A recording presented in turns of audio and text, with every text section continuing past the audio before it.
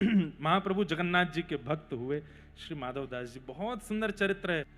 तो श्री माधव दास जी का इतना सम्मान होने लगा था जगन्नाथपुरी में कि वो जब अपनी कुटिया से निकल करके मंदिर की ओर जाते थे तो रास्ते में लोग रंगोलियां बनाते, पुष्प वर्षा करते, अपने घरों के बाहर आरती करते, माला पहनाते, भोग लगाते। माधव दास जी नीची नजर करके जाते, सबके आगे हाथ जोड़ते और सबके आगे हाथ जोड़ के जगन्नाथ जी से कहते, हे जगन्नाथ जी, मैं अधिकारी नहीं हूं, आप मेरा इतना सम्मान क्यों करवाते हो।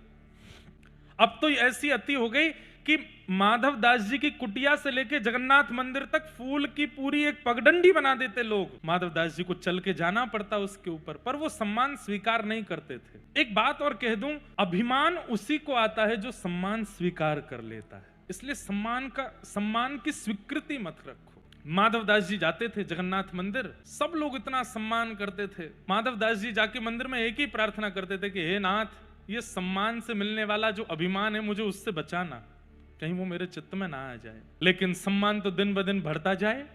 सब लोग इधर देखिएगा, ध्यान से सुनो। माधव दास जी समझ गए, जगन्नाथ जी से बोले, आप कुछ नहीं करोगे, मुझे पता है आप और इतना सम्मान बढ़वा दोगे कि मुझे अभिमान हो ही जाए। अब इसका मुझे ही करना पड़ेगा कुछ ना कुछ। माधव दास जी ने क्या देखा, जहां उनको दुनिया में सब लोग जानते थे वो वहां रहना उन्होंने बंद कर दिया और ऐसी जगह चले गए जहां उनको कोई नहीं जानता था। और माधव दास जी का नियम था कि रोज मधुकरी पाते थे, वैष्णवों के घर जाकर के भिक्षा मांग करके पाते थे। अनजान जगह पर जब गए तो वहां कोई जानता नहीं था, और अनजान जगह पर भी उन घरों में नहीं जाते जहां पे सब सभ्य हैं। असभ्य व्यक्ति को ढूंढने लगे, असभ्य कहां है, तो थोड़ा मेरा अपमान करे, नेक मोह गाली गलौज करे, तब ताकि थोड़े ठीक होगा काम। तो गली मोहल्लों में ढूंढते ढूंढते तभी उन्होंने एक माता जी देखी, ऐसी तेज तर्रार माता जी, असभ्य माता जी। वो गली के बच्चों को बिना गाली दिए बोलती नहीं थी। माधव दास जी बोले, मिल गए यजमान, यही है मेरी यजमान। अब बिना गाली दिए नहीं बोलती, डंडा लेकर के सबको मारती है। और महाराज पूरी कॉलोनी में सब डरते हैं, क्यों, कलेश करने में सबसे आगे। किसी के घर में कुछ हो जाए कलेश करने वो पहले पहुंच जाती हैं।